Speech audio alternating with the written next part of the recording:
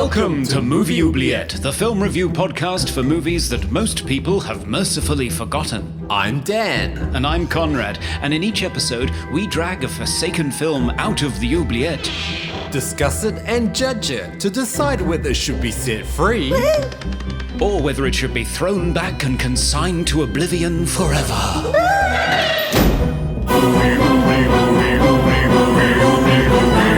We review the films others tend to forget. Come with us and open up the movie oubliette. Hey there, beautiful people. You're listening to episode 70 of Movie Oubliette, the equator-spanning podcast for forlorn, unrequited films, with me, Conrad, leaving a trail of rose petals to my door in Cambridge, UK. And me, Dan, adorning every available surface with crepe paper hearts down here in Melbourne, Australia. We find ourselves strangely attracted to sci-fi, fantasy and horror films because wandering around dark, wet tunnels and necking in a room full of sweaty overalls is our idea of a romantic night out. Oh. Hello, Dan. Hello. I'm swooning, Conrad. Yeah, happy Valentine's Day. We've never celebrated Valentine's Day before. No. Well, I guess there aren't that many Valentine's-themed genre films. Are there? Not really, no. I mean, is it a big thing in Australia or New Zealand? I would say it's just another marketing ploy to sell more stuff for shops over here. So I don't know. I guess it is. I mean, you'll often see people walking around with bunches of flowers on that day. Yeah. So for the most part. It is a ridiculous holiday, but we thought that we would celebrate it this time because we have a movie to discuss on that theme. So, but first off, anything in the mailbag, Conrad? We do, yes. We heard from legendary bass player Guy Pratt on Hackers. He said, "Do you mention the Grand Central track I did that features David Gilmour?" Oh, okay.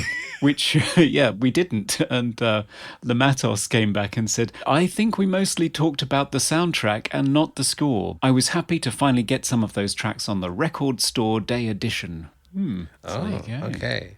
I do feel sorry for composers of movies where they do have majority of the music is soundtrack. Like, you know, the composer from The Matrix probably gets zero recognition because of that soundtrack. Yeah, I know. And he worked really hard. That's Don Davis.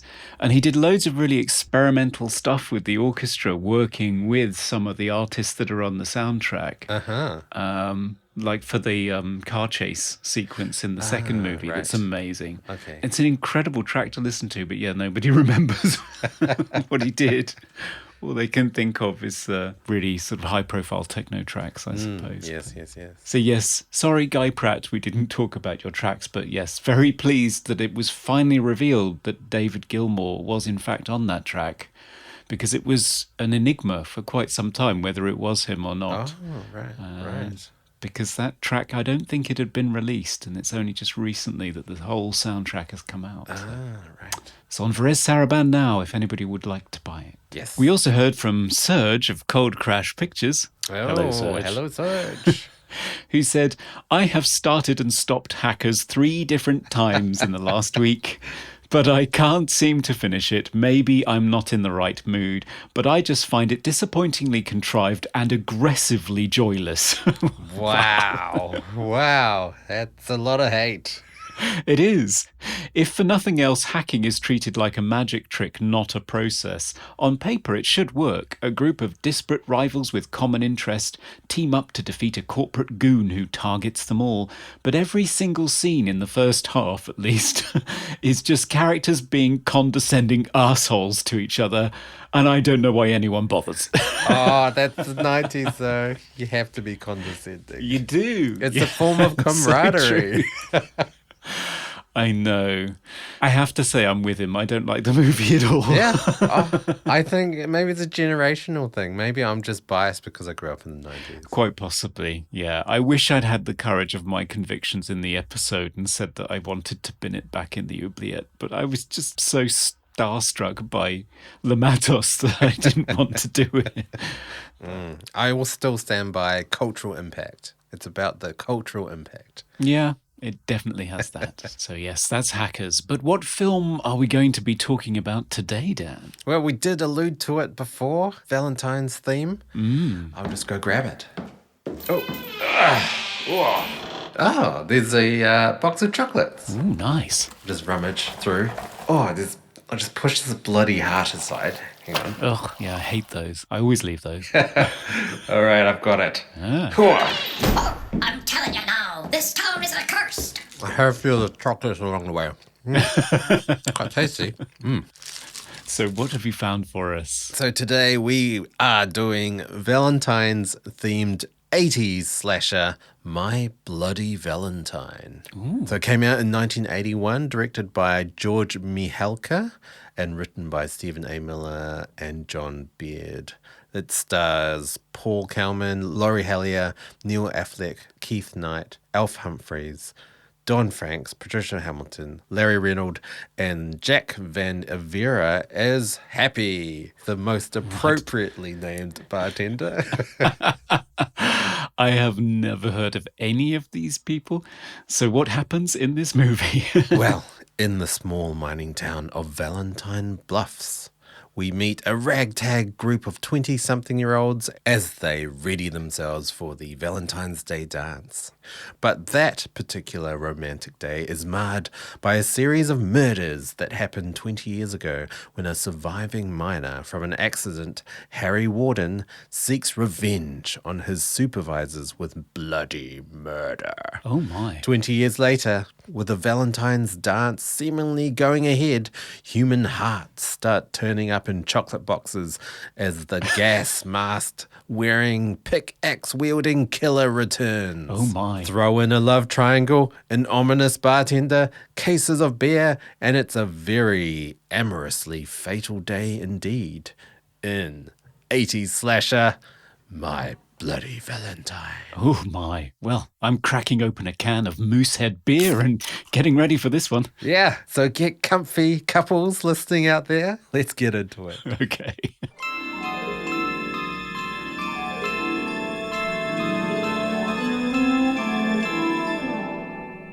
Welcome back, listeners. Today we are celebrating Valentine's Day by looking back at My Bloody Valentine, the 1981 Canadian slasher film that this year is celebrating its 40th anniversary.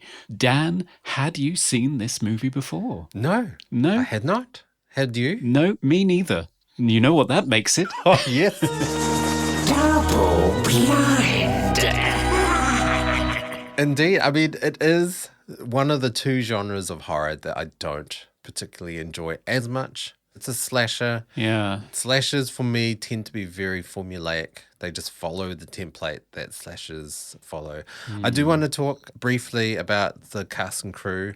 So you mentioned you'd never heard of anyone. I'd never heard of anyone, but I did look it up. They're all Canadian, obviously. Yeah. So Don Franks, who plays Chief Newbie, he does a lot of voice acting, actually. He does some voice work in Care Bears, the X-Men animated series, Star Wars Droids, and Ewoks as well. So quite prolific in that area. And what was most interesting, though, was Patricia Hamilton, who plays Mabel. She is the character Rachel Lind from the very renowned and family-loved TV show Anne of Green Gables. Oh, So- my goodness. It must have been so fun for Canadians to watch a beloved character get killed in a horror, in a slasher. Yeah. Well, I guess it's just like watching Rogue and seeing various very, very familiar faces being savaged to death by a Yes. crocodile. Exactly. Yeah. Exactly. Yeah, so this is very much a Canadian movie. It's part of that whole tax shelter era, which is often known as Canucksploitation. So from 1974 to 1982, the government increased the tax credits for film production to 100%. Oh, right. And it was meant to sort of encourage the almost non-existent film production industry in the country. Oh. And it produced David Cronenberg and Ivan Reitman. So, we got a lot from it, but it also produced an awful lot of exploitative, crappy horror movies. Yeah. A large raft of them that were produced only just to stuff money in a tax shelter, basically. They weren't even expected to draw a profit. Okay. So you ended up with films like My Bloody Valentine and a few others that we've talked about, including Black Christmas, of course. Oh, okay. How about One Magic Christmas? Is that lumped in there? It could be. Yeah, no, actually, it could be. I mean, I feel like one of the worst parts of this movie is the fact that you don't see much gore. You don't see much killing. Like, those are the best parts of a slasher film. Well, see, that's interesting, because which version of the movie did you watch? I don't know. I'm not sure.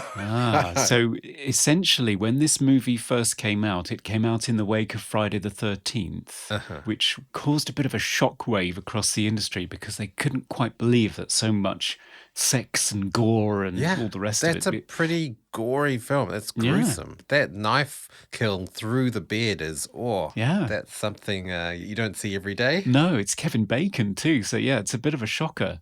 So in the wake of that, there was a bit of an outcry. So every slasher movie that followed in its wake, and there were a lot of them, the MPAA felt that it had to come down hard. And the director talks about the fact that it was sort of death by 1,000 cuts on this movie. Right. All of the attack sequences, they just kept cutting frame after frame after frame and sending it back. And the MPAA would say, 10 frames more, 7 frames more, until eventually there was nothing left. And worse than that, because they were cutting the actual negative, and because every time you make a cut, you kind of damage the frame before and after where you're cutting. Yeah, you can't put it back. It's very difficult to put it back. Right. So the original version of this movie had absolutely no gore in it at all. Oh, wow. If you watch it. So I'm wondering if that's the version you saw, because it was subsequently remastered in 2009 by Lionsgate, and they put as much of it back in as they could find. And that was later restored again by Scream Factory last year and rescanned in 4K, and they scanned as much of the negative as possible. So it looks pretty good now, and there's about 2.5 minutes of gore reinstated. Right. But there's still a lot missing. Yeah. But that was the version I watched. Right. So, for example, when the bartender, Happy, when he gets a pickaxe through the chin, did you see his eye pop out? No, I didn't. Oh, my. Oh, no. I watched the cut down version, didn't I? I think you've seen the cut down version that doesn't have any death in it at all. Oh wow. I feel ripped So off. this is going to be interesting. Yeah, I think you were. So this will be interesting. So we've both seen very different versions of this movie. So you can play the part of somebody who saw it in 1981. Oh, okay, yes. And I can be the person who saw it in 2009 and afterwards. Yeah. I feel very disappointed now.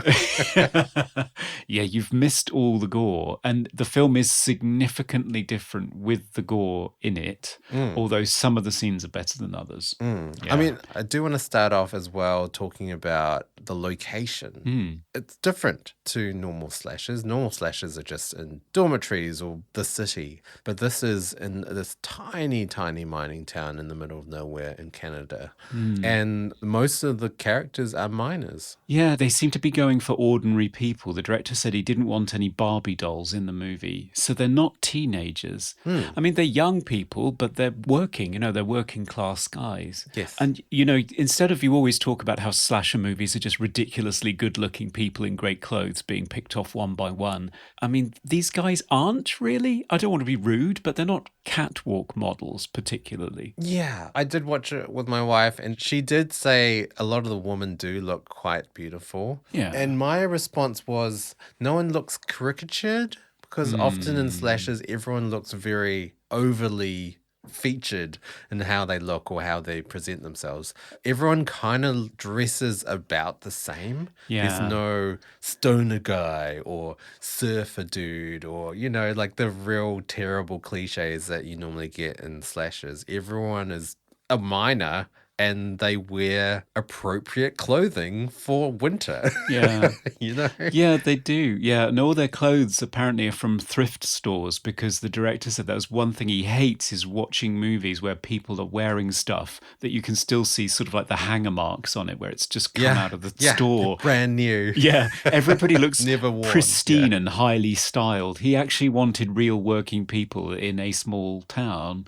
being preyed upon by this terrible killer. So, yeah, it's different. It is different. I also looked up other horror movies set in mines. Right. And there Are there many? There are a few. There's one called Beneath. There's one called The Boogans, which looks horrendous. It's a typical 80s creature feature. And then there's The Mine and another 80s film called Demonoid.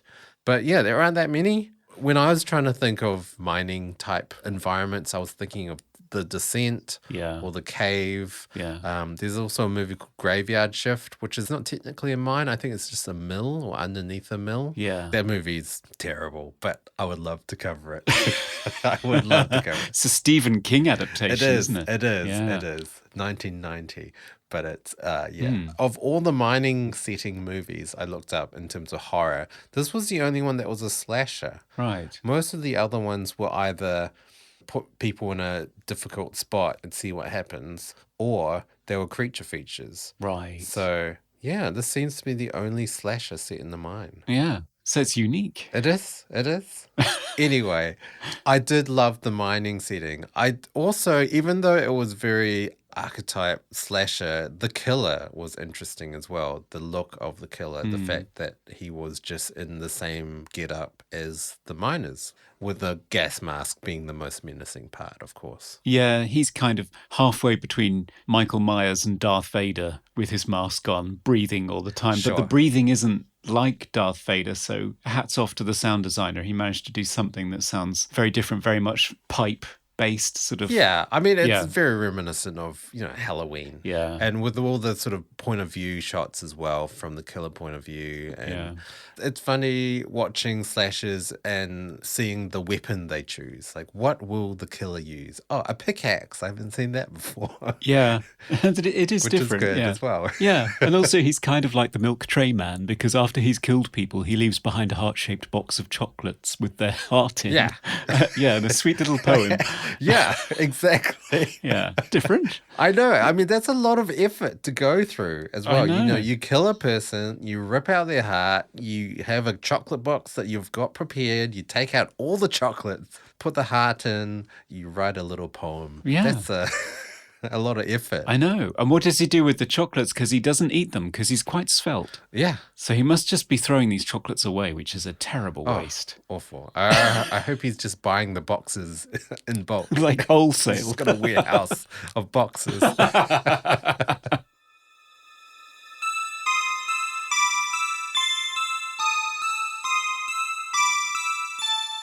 Another thing that distinguishes this movie from Halloween, where it was always Michael Myers, and Friday the 13th, where it was usually Jason, not in the first one, obviously, but usually it was, and Black Christmas, which never made the identity of its killer clear. This one has a whodunit aspect, as in who is behind the mask doing all the killing, because, spoilers, it's not the sole survivor of the mining accident. After all, it's somebody else entirely. It is. I did find the reveal was obvious. Like who else would it be? I mean, they tried to give the whole red herring thing with TJ. I mean, there's that scene where TJ just falls through a stone wall or something and disappears, and they just don't investigate. Yeah. And then Axel falls into a pool of water and they don't investigate. Yeah, that's a trick from Death on the Nile, actually. Spoilers for Death on the Nile.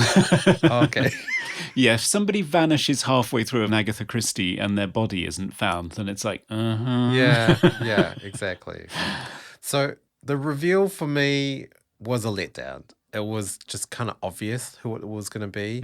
And I hate it in movies how you don't know who the killer is, and as soon as they're revealed, for some reason they're suddenly maniacal. Yeah. So he's just ripped off of his arm. It's come off, and he just starts laughing like the Joker while running down this mine. It's What? Oh, it's worse than that in the uncut version. He actually hacks his own arm off. Oh, wow. Yes. 127 hours styly. Wow. Yeah. That makes much more sense knowing that I watched the cut version because there were so many scenes that seemed unfinished. Yes. Or they would start a murder scene and then it would cut away. And I Yeah. just thought, what just happened? Yeah, you're missing like half the movie. So Well, much. the parts of the movie that people wanted to see. Yeah, it's unfortunate. The character thing, you're right. The director said that he did the approach of not telling them who the murderer was and leaving the page out of the script where the killer was revealed. But the actor who plays Axel, Neil Affleck, has since said in interviews, yeah, but before production started, I was sent to the special effects house to have a cast taken of my arm so they Right. could make a fake arm. And then at the end of the movie, the killer hacked his arm off. And I thought, well, okay, it's me then, isn't it? Yeah, So he sure. knew. Did So give it's not away. even as though Neil Affleck has the excuse that his performance radically changes to insane halfway through the movie because he didn't know he was the killer. He did. I think both Axel and TJ are supposed to be sort of violent and threatening all the way through the movie, so it could be either of them. And there are a few other red herrings, like there's a guy that picks up a female character by her head sort of playfully earlier on in the film, and that's the way that she dies. So it's, Yeah, I don't know. There are supposed to be lots of red herrings, but when you find out who it is, it's not really all that shocking. I felt like they could have had more characters potentially be the killer. Yeah. Having two characters potentially be the killer, well, there's not much sort of leeway for, misdirection. No, not really. I mean, you had other characters like the guy that's the Joker, Howard, who keeps jumping out at them. And he seems like such an affable, lovable guy that you could see them doing like a third act twist where actually he's insane. Yeah, But possibly. he got his head ripped off, so no. Although not in the version that you saw. Oh, this is all new. It's like I haven't even watched the movie. You're telling me all the stuff I've never even seen. But yeah, it's radically different in that cut. But yeah, you're right. There aren't enough characters. Because, I mean, a lot of TV shows, when you finally find out who the killer is, it's like, some butler that was in 2 scenes. And Yeah. the reason is ridiculous. And Oh, it is yeah. fair to say that the reason in this movie is ridiculous too. It's insane. What? Doesn't make any sense. His father was one of the victims of the original killer. Yeah. And then he becomes the killer? What? But only 20 years later. Why? I don't know. That's a lot of repressed anger. And then he sees some love heart bunting and goes insane. Yeah. I don't know. And why It doesn't make any sense. Why is he so offended by the celebration of Valentine's Day? Because it reminds him of his Father's death? I don't yeah. get it. Yeah, I know. It makes absolutely no sense whatsoever psychologically. And so it's not terribly satisfying, although Neil Affleck does do a good job of being insane. Yeah. It doesn't make a lot of sense. Were they setting it up for a sequel? No, I don't think so. I mean, certainly the director doesn't indicate that that was on his mind, and he moved on to other things. I mean, he's never directed another horror film since. His other most famous film is a satirical drama movie in French, La Florida, which was the highest grossing Canadian film of the year in 1993. Right. I mean, he has said that he would come back and do one of where are the characters now 40 years on and how have they dealt with their horrific traumatic experience. But I mean, Yeah. I can't see anyone bankrolling that movie. I did look up his other films. He has done a lot of TV. But he's done a film called The Psychic. Oh. And one of the stars of that is Catherine Mary Stewart. So a little, Oh, really? tie-in. Yeah. Ah, Catherine. Yes. Looks like an interesting sort of horror. And there's another movie he's done called Hostile Takeover, which is set during Thanksgiving. So another celebration day. Well, they were very popular at the time. It seems, yes. Yeah. I mean, talking about sort of unexplained scenes as well. Who was the woman at the start? Just I some don't random- understand that at all. I mean, it's obviously one of those give the audience something that gives them a sense of the horrors to come, sort of keep Sure. them interested Yeah. with the pre-title death scene or whatever. But I just do not understand that at all. Is it a fantasy? Why is there a female miner who looks like she was a centerfold 10 years ago? Why are they trying to have sex in a mine? Why does he kill her? How does it fit in with his revenge scheme? Does anyone miss her? Who is she? Yeah. I mean, my biggest question was she just an out-of-towner? Was she a tourist? Like, no one seemed to be worried for some missing woman at all. It hasn't shown up in the news or anything. So, yeah, it seems to be like just a death scene for the sake of horror. Yeah, it seems completely exploitative too. It doesn't fit in with the rest of the movie at all. To me, it seemed very giallo. Yeah. When she screams, there's that crash zoom into her mouth. Yeah. Similar to Intruder. Yeah, exactly. I mean, structurally, this film is a little bit wonky, I think, because Halloween has this thing of something terrible happened on Halloween 20 years ago, and now it's coming back to roost or whatever. That's fine. You show the original horror and then cut to modern day. This one has the original horror, then something that happens a year later, and then cuts to modern day. And it's even worse in the Lionsgate 2009 3D remake because they have the original thing, the thing that happened a year later, and then they have what happens in this movie in the first 10 minutes. And then you cut to 10 years after that, and it's like, oh my God, this is like a Russian doll of setup. I can't follow this at all. So that opening scene, was that the original horror? I thought it was present day. I think it is present day, yeah. So I don't understand where that fits at all. It makes no sense in the slightest. None at all. No. I did like the Dutch tilts of it, though.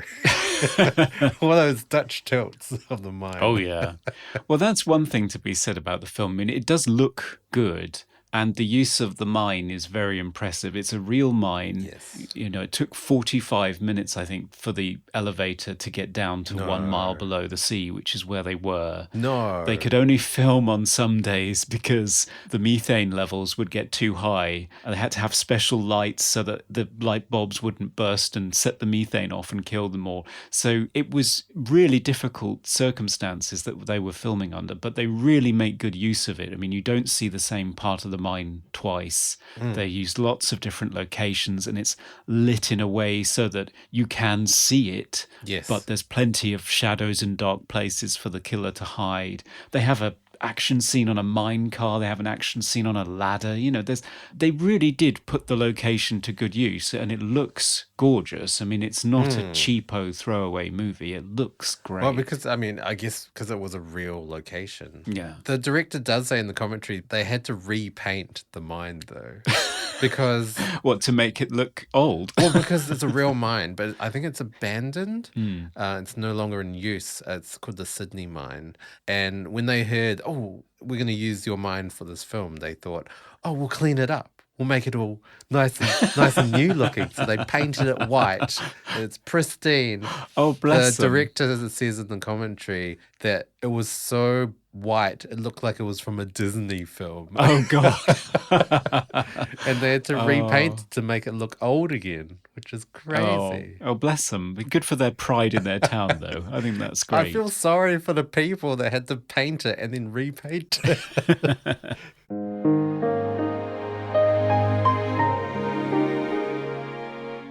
Have you suffered through the remake? Well, Because I tried, and I got about 30 minutes into it and then got really, really annoyed. yeah. Have you seen it? No, but the 2000s, they seem to love remaking 80s slasher, it seems. They really did, yeah, with questionable results. In fact, I'm not sure that there was a single good one, was there? No, you can't take 80s slasher out of the 80s. It just doesn't work. No. I don't think. Well, this one that I watched, I mean, I got to the point where there was an extended sequence where a woman was running around in a car park at night, completely naked, and it was full frontal nudity for about 10 minutes. And I thought, no. That is one thing I did want to praise about this film. It is not hugely exploitative. I mean, the first scene, yes. But everything after that, all the girls are wearing appropriate clothing. Yeah, although there is a sex scene, or at least, you know, a couple peel off from the rest to go and have a private, intimate moment together. It's not terribly exploitative. because you don't really see anything. Okay. Do you see their death in the uncut version? You don't. You see the result of it. So they're impaled on, I think it looks like a drill bit or something. Yes. So somebody Yes. discovers them, and it's the old crude mockery of penetration because they're skewered together. It's the same thing, oddly enough, that happened in Friday the 13th Part 2, which was released the same year, but in May, whereas this obviously was released in February. So I don't think there was any copying or cross-pollination. It was just an idea that occurred spontaneously. But apparently, the director says that there is a scene missing. There was a death scene. You did see the couple getting busy. Right. And they are supposed to be virgins, so they're supposed to be doing it for the first time. And the killer first impales the guy, and because the girl has her eyes closed, she thinks that his sudden spasmodic movements are something other than what it is. And she opens her eyes and looks at him, and then his mouth opens and blood pours all over her face. Yeah. Okay. Now that is lost to the ages, apparently. And there's no evidence of the negative has been found, because I think they tried to get that through the MPAA, and they kept saying, okay, well, if you cut this shot, and if you cut this shot, and if you cut, and it was just sliced and diced, and the negative was ruined. Okay. So it's gone forever, I think. But it was there. Wow. And that's even more shocking than Friday Part 2. So Yeah, that sounds grisly. Very grisly. it does, yeah. Okay, so how did the first death scene play out with Mabel in the laundromat? In the cut version, she just flops out and you get a flash cut of her burnt face. So fast. So like a split fast. second. I tried to watch it in slow motion and it's just motion blur. Yeah, exactly. It's so quick. Whereas in the restored version, I think the tumble dryer starts up again and she just starts rolling around. No. Yeah. That's hilarious. You know, the dummy's like flopping around and all rubbery. And I think that's one case where the director's cut does not help the movie. Oh, right. Okay. Yeah. How about the other? I mean, how about the shower death? I have to ask now. The girl that gets impaled on the shower nozzle. You do get a shot where the water is pouring out of her mouth, and she is now a showerhead. Is it a full front shot? It's not. It's just nose down. So I assumed because the dummy wasn't great. Okay. But apparently there was another shot where you saw the water start to come through. Right. Okay. Yeah. Because in the cut version, she's out of focus and sort of in the foreground, and you can't really see. No, you get a frontal shot in the restored version from the nose down. So, yeah. Okay. So all of the murders are a little bit more explicit. Like the guy who gets his face stuck into a boiling pan of wieners. Yes. You see lots of shots of his skin scalding and peeling off. I missed out on that. Yeah. Because there was all the murder scenes. I ended up just yelling, "Oh, they didn't show it." Because they just kept cutting away. So this is fascinating. So you've basically had the same experience that audiences had in 1981. Awful experience. Yeah, which is probably why the movie did not do well, and it didn't. I mean, it was a budget of $2.3 million, and I think it only reaped about $5.7 million, despite opening in 1,200 theatres. Wow. Was not a success. Going back to the climax scene, I thought it failed. The sort of chase on the train track, clumsy and slow. Yeah, I mean, Very slow. It doesn't compare well even with something like Indiana Jones, which was a year or two later, The Temple of Doom. So it's not as though the techniques of filming at the time couldn't cope with doing an action scene like that. I think it's just they maybe bit off more than they could chew on location with the actual actors holding real shovels. Yeah. Yeah. And I also hate it when there's a struggle. You know, you've got TJ struggling with the killer, and then Sarah just hands him a shovel. Yes. What? I hate that. Use a shovel, Sarah. Yeah. You've got arms. You've got a clear shot at him. Don't hand it to him. Just do it. Yeah, ridiculous. Yeah, she has no agency in the movie. I mean, we can talk about how the girls are represented and also the love triangle in the movie. I remember Scott Drebit did warn us when we said that we were going to do this movie this year. Oh, yes. He did warn us that both the guys are dicks. They are. They really are. If I were her, I'd just wander off and leave both of them. But she seems to be just sort of bouncing around like a ping pong ball between them, just waiting to see which one abducts her from work next. This is TJ. The guy abducts her from work against her will, forces her into his car, drives her off to a cliff edge, and then tells her that he wants her back. Yes. I mean, he's made slightly interesting because he left the town and failed. Whatever it was that he was trying to do to start a new life for himself, it failed. So he's come back in disgrace and now he's working in his father's mine again. And his girlfriend is going out with somebody else and he wants her back. So that's kind of interesting as a setup. I think it was interesting. It added more depth to the characters. Like, they weren't just cardboard characters. A lot of the supporting cast, though, completely cardboard. I kind of got confused by them. Like, who's this guy again? Who's this girl? Like, they were dressed the same. They looked the same. So I did appreciate at least some sort of character development with the love triangle, and sort of a sense of emotional tension between the characters was good. But I think structurally, because there is so much in building up the backstory, it takes you so long to get to the main characters. And there are so many other characters, like the police chief and Mabel and their relationship, and the mayor and the other people that are all... There just seem to be so many people that when you finally do get to the love triangle, I'm just sort of not caring. Really? I'm not invested in the outcome. Yeah, I had the opposite reaction. I kind of was... I appreciated the fact that there was some sort of sense of emotion with characters and they weren't just cliches. Also, in that scene, there's like swelling strings underneath it. Oh, yeah. And it's just, so very romantic. Yes. Very 70s, too. It reminds me of Pino Donaggio. Yes. The scores that he did for Eddie De Palma. Right. Yeah.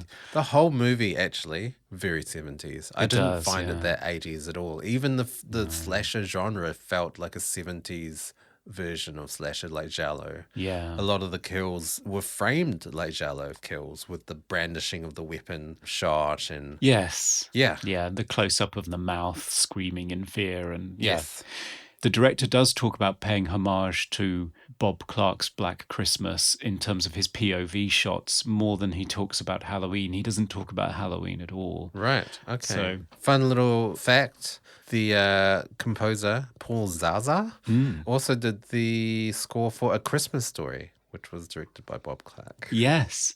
And a couple of other slashers as well. I think he did Prom Night as well, didn't he? Prom Night 1, 2, and 3. Wow, yeah. I mean, it's nice music. Again, in terms of production value, this movie does have a score with a string orchestra and piano and synths. And yes, some nice original songs as well. Oh, yes. Some folky sing-alongs. Yeah, talking about the score again, I did feel it was a bit lacking in certain scenes. I felt like it could have been much more menacing, much more sense of foreboding. But a lot of it was very expected. See, I didn't even notice it. I was listening to it before we started recording because it's just been released by Waxworks Records. Right. For the first time in 2020. They released it on Valentine's Day because I just didn't hear it. I just never heard it except for the syrupy love scenes where I thought it was too much. So otherwise, I guess it was functioning well in terms of building atmosphere without drawing attention to itself. But I can't say it ever did anything for me particularly. It was just a little bit too restrained. Could have done some more heavy lifting with some of the scenes in terms of tension building. Yeah. Now it's time for Random Trivia. So Dan, what fascinating nugget of trivia have you hacked out of Hanniger mind today? There were a few scenes in this movie in the bar where they were passing the time with numerous games. But there was one game that you saw TJ playing and I had no idea what it was. Did you know what it was? I did not know. Is it a cultural thing? Yeah, he was kind of pushing these pucks or something across a board. And at first I thought he was at a pool table and he was just throwing balls down the pool table, but it wasn't. Yeah, that's what I thought. It wasn't, because there was another scene where there's a kind of a more of a close-up and you see it's not a pool table. And so I looked it up, and it's a game called Shuffleboard. Oh. Yeah, which I've never heard of. No, me neither. So this game, it's a two-player game normally, and it's this really long wooden surface with walls and sort of gutters along the edges. And so the aim of the game is to push these weighted pucks down this board as far as possible to the end to get more points without it falling off the edge into sort of the gutters. And because it's a turn-based game, the other player can also knock your pucks off. Okay. So I guess similar to curling and bowls. Yeah. Oh, wow. But yeah, trying to get as close to the edge as possible. Is that like a Canadian thing specifically, I or is it just that I'm very sheltered? I've never heard of it. I don't think it exists in my part of the world. I did look it up. It originated in England as far back as the 15th century, and it was known back then as shove groat or slide groat. And they didn't use pucks, they used like coins apparently. But then it traveled to the Americas and it reached its sort of popularity during the 1940s and 50s around the Second World War. Maybe our American listeners, Canadian listeners can school us on how to play shuffleboard. Yeah, I'd like to have a go at that. This sounds like fun. It does. And that's our trivia. Yes.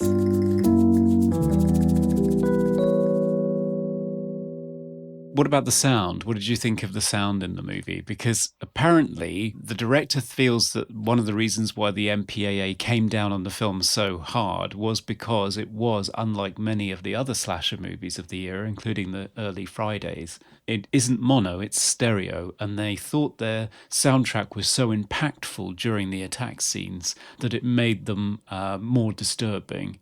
I can't say that I shared that experience myself. Yeah, I can't say I didn't notice the sound being that impactful. Obviously, I watched the cut down version, so I didn't even see half of the murder scenes No, with that's all true. the sounds you're talking about. Yeah, I don't know. It was fine. A lot of the kill scenes didn't have the expected squelchy, gutsy sounds. They seemed kind of almost dull. Yeah. That flashback scene where he kills one of the mining supervisors, it's just like a real thud when he stabs him with a pickaxe, and there's no blood at all. Zero blood. Well, not in your version. Damn it. In my version, he sort of pulls a heart out of his chest. Oh, yes, there is that scene still in, okay. in my version. Yeah. But it was 70s blood again. It was bright red. It wasn't 80s watery blood. No. So I was going to say the effects in the movie are good. You can't comment much, really, though, can you? I can't. So the effects are by a guy called Tom Berman, or Thomas R. Berman. And he also worked on, he contributed to the aliens in Close Encounters of the Third Kind. He worked on the 1978 Body Snatchers. Sloth in The Goonies was designed by Tom Berman. Okay. Dr. Jennings in Howard the Duck, if you remember what he looked like. Yes. I love Dr. Jennings. That's his work too. He seems to have settled into lots of medical dramas because I guess as you get older, being able to just go to a regular day job and go home at the end of the day is probably preferable. So he does a lot of work on things like Grey's Anatomy and Nip Tuck. Yes. But, the effects, I can tell you, are actually really, really good. So it's a shame that you didn't see any of them. What I have seen, they were good. All the scenes were either drastically cropped, obviously, to have the stuff out of it, or like out of focus in the back. So Oh no. So you missed a lot of Tom Berman's great work, which is a shame because there's a scene where Howard gets his head ripped off. Yeah. And the head is a really good fake head. wow.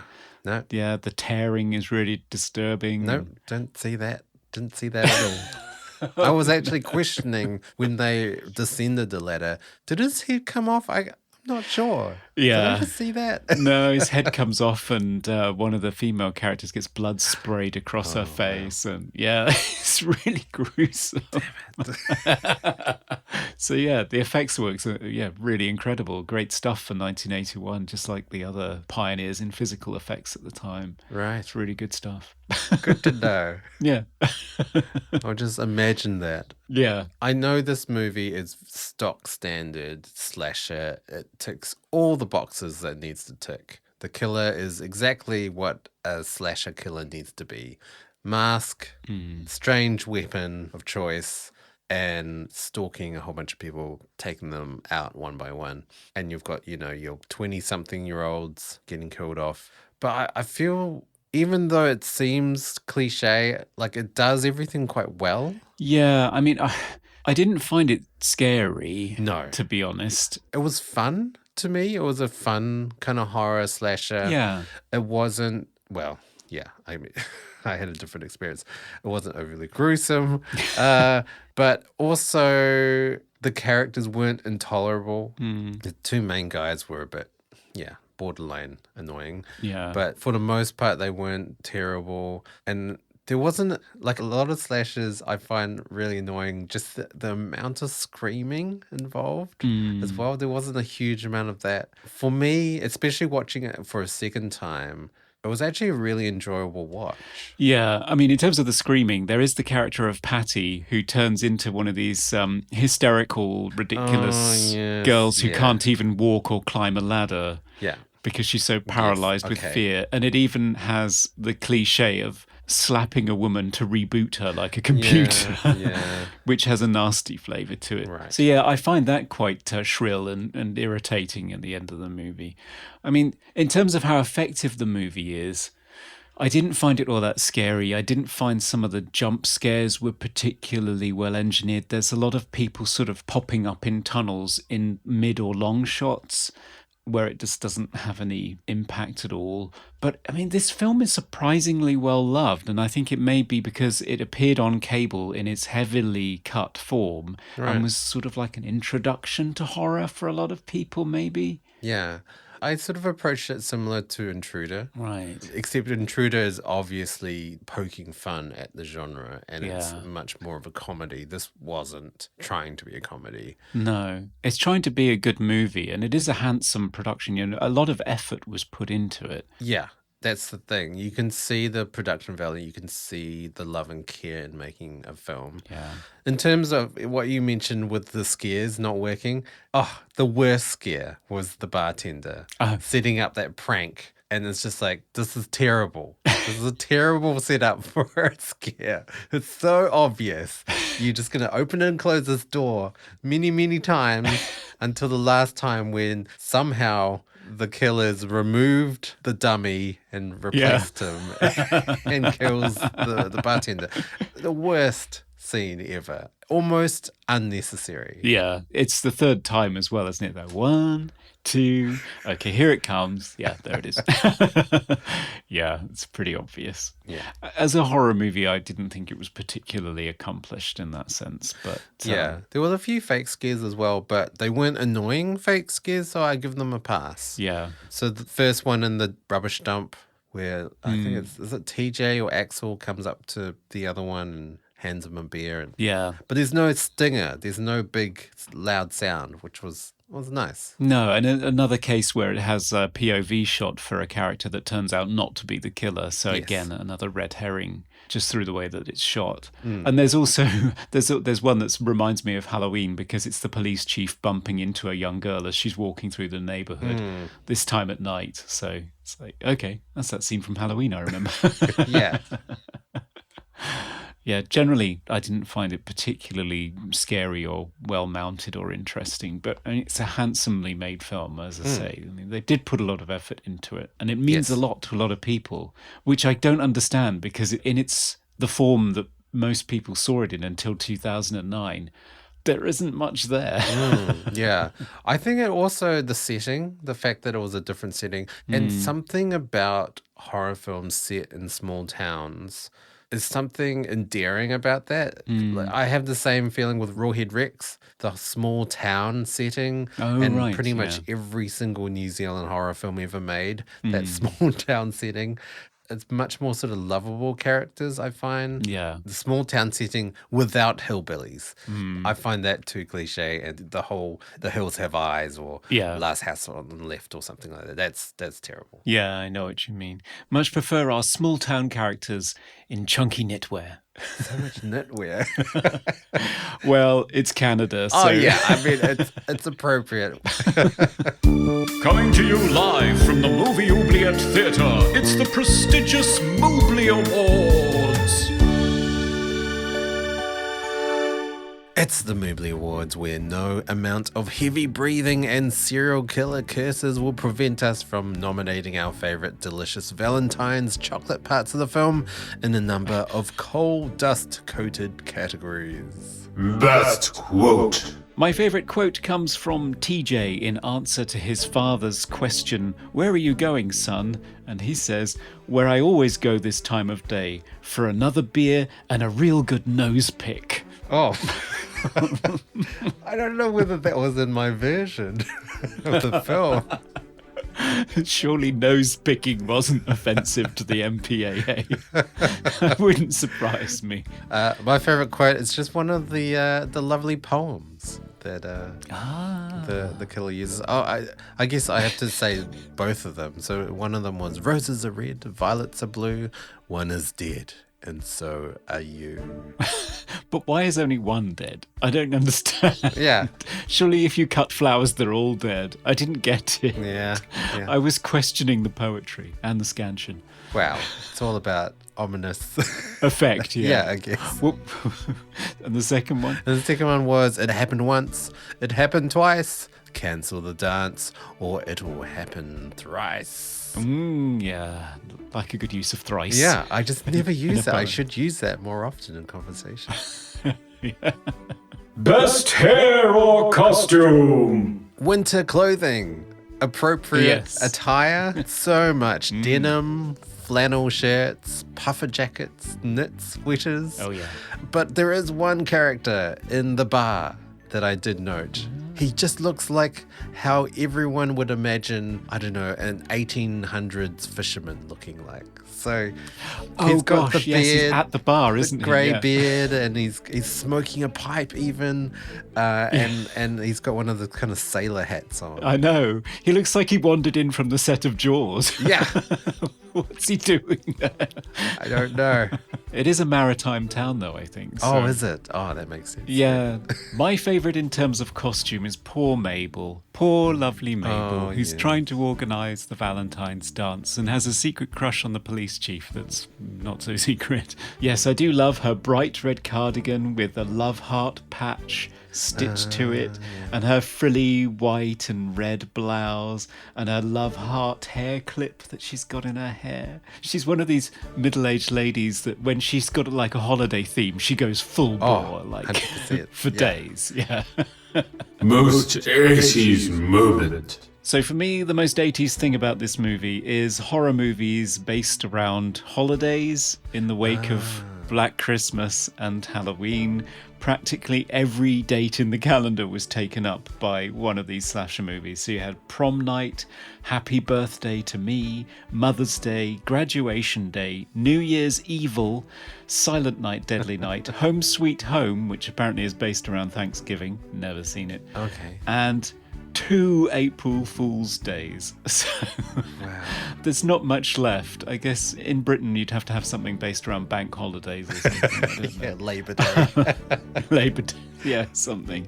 And I think Christopher Landon's Happy Death Day is a bit of a send-up of that particular yes. early 80s trend, possibly. Yeah, it is a slasher as well. Yes. It is, yeah. Yeah, I couldn't find anything that 80s about this. It felt very 70s. Everything. Yeah. The blood, the knitwear, The hairstyles. even the portrayal of the slasher genre felt very 70s to me. So Favorite scene. I'll be honest and say I didn't have one. really, I really tried to rack my brain to think of a scene that I thought was a standout for me. I mean, generally I thought the mine finale was great just because it was filmed at an actual mine and I think they did it really well. But nothing leapt out at me. Was there a sequence you liked?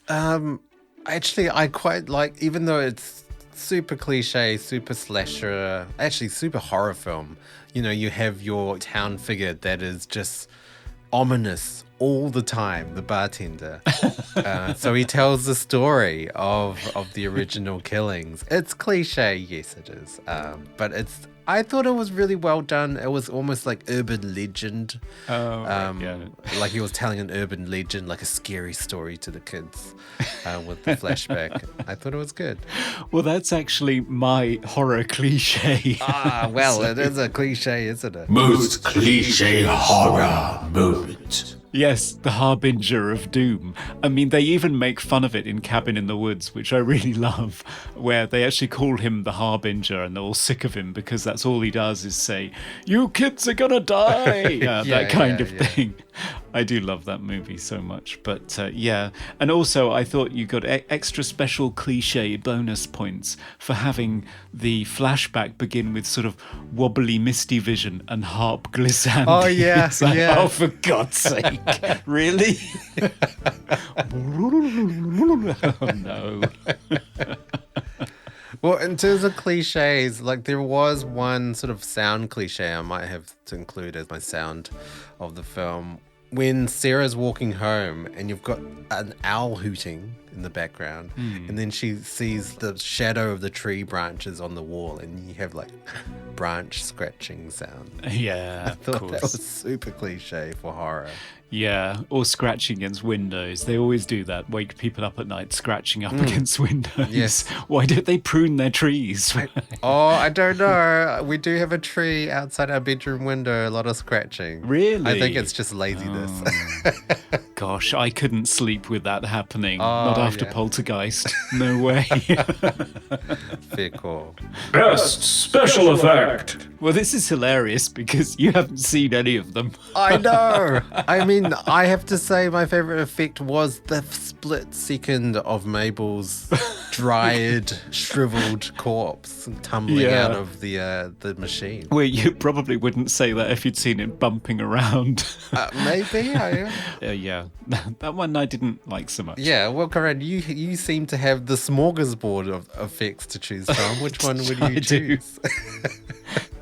Well, the severed head of Howard is really good, but my favourite actually is the guy that good old Happy, who comes a cropper after setting up his prank and opening the door a third time, which was clearly a bad idea. But yeah, the whole thing where the pickaxe goes up through his chin and then goes out his eye socket and his eye pops out, and then you see him being dragged along the floor with the pickaxe still buried in his head. I mean, it's really gruesome and surprising and shocking. Wow. And very well executed. Yeah. Wow. No, did not see that. I think Did in my not cut, see he it. doesn't even get it through the head. I think it just goes through his chest. Yeah, I think he just falls over. It's just nondescript death here. Yeah.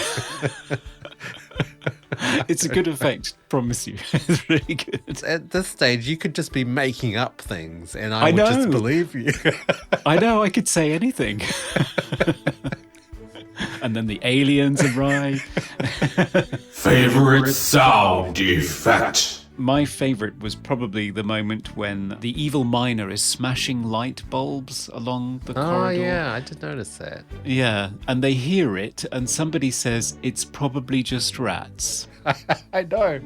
What are rats doing in mine? How? I know, and how are they smashing light bulbs? What are they doing? Oh, wow. It did make me laugh. Most funniest moment. So the dance is cancelled, the party's cancelled. They sort of resurrect it and have a substitute party at the mine, at this sort of common room, I guess, staff room. And they all pile in. And then for some strange reason, the guys just start throwing bread rolls around, the hot dog buns around. And it just, what is going on? They're just throwing them backwards and forwards across the room. It just cracked me up for some strange reason.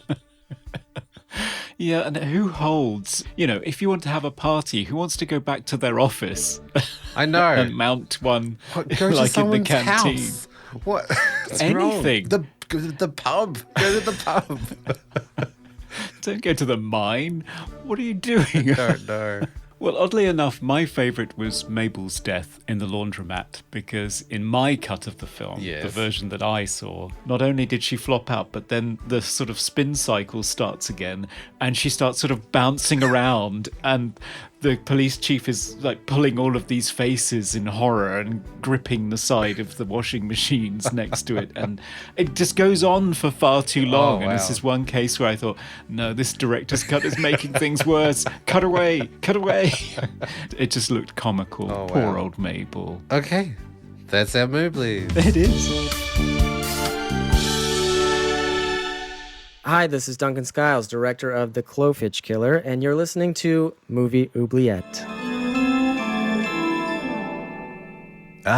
Couples out there, the mineshaft elevator of love has finally reached the bottom, and it's time for final verdicts. Should My Bloody Valentine be hauled up from the Hannigan mine to snort beer and eat boiled hot dogs, released into the world, or should it be pickaxed, its heart torn out and dropped into a murky pool, sinking to the bottom of the oubliette, lost for all eternity? Well, Conrad. I'd never seen this movie before. I was fascinated to see it because I was aware of its cult status, and I was very happy to watch the remastered Scream Factory edition with all the gore put back in.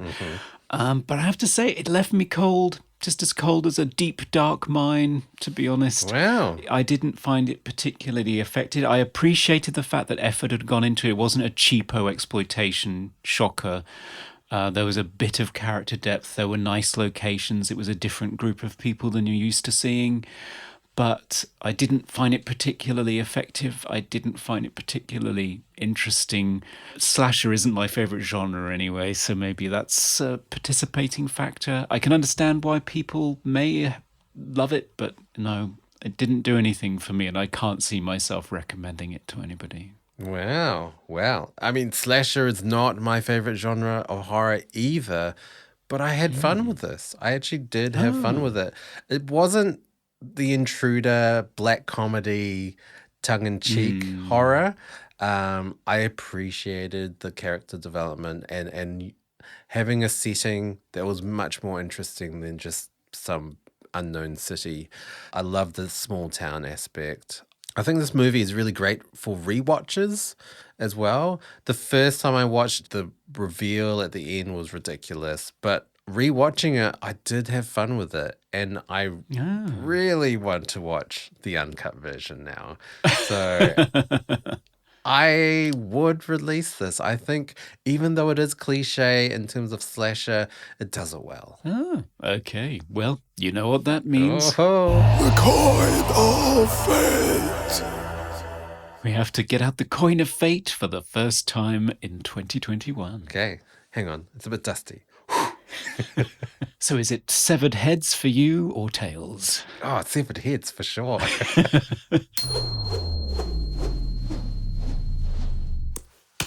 It's heads. Oh, your first win of the year. Wow. And it's a slasher. Yeah. I wouldn't have thought. There you go. It has been released. Be free. Sarah, be my bloody Valentine. You can have a shower now. Yeah, have a shower Watch out first. for that coal. Yeah.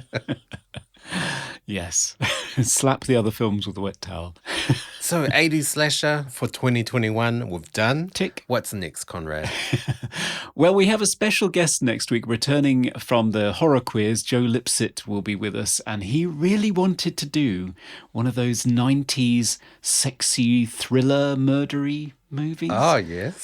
So we will be doing the 1998 crime thriller A Perfect Murder. I'm not huge on the whole erotic thriller. No. Well, this is an interesting one. It's a remake of a Hitchcock movie called Dial M for Murder. I mean, it's a pretty impressive cast. You've got Michael Douglas, Gwyneth Paltrow, Viggo Mortensen, and David Suchet. I have seen Dial M for Murder, and it definitely wasn't sexy. No. So that's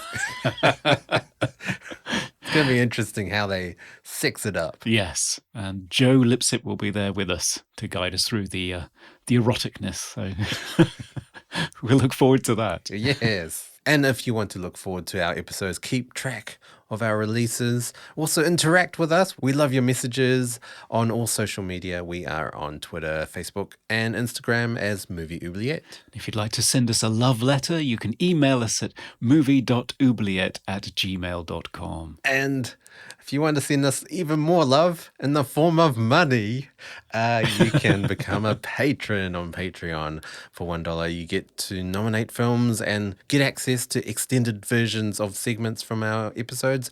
And for $5, you get a mini-sode once a month where we talk about new films. Yes, our first minisode is out already, and we talked about the South Korean zombie movie Alive, which was good fun. Yes, we did. And while I talk about reviews, you can review us on your podcast platform of choice. A rate and review always warms our hearts. So, yeah, please do. Yeah, spread the love. Tell your friends. Tell your family. Tell your friends' families. Even if they've never met you before. Spread the word. Thanks, everyone, for joining us Yes. in 80s slasher territory. Happy Valentine's Day. I hope everyone has a romantic time out there. Lots of chocolates and less bleeding hearts. Bye for now. Goodbye. We review the films others tend to forget. Come with us and open up the movie oubliette. Now they're dead, and he's down here somewhere. So if you want to get out of here alive, you've got to do exactly what I say.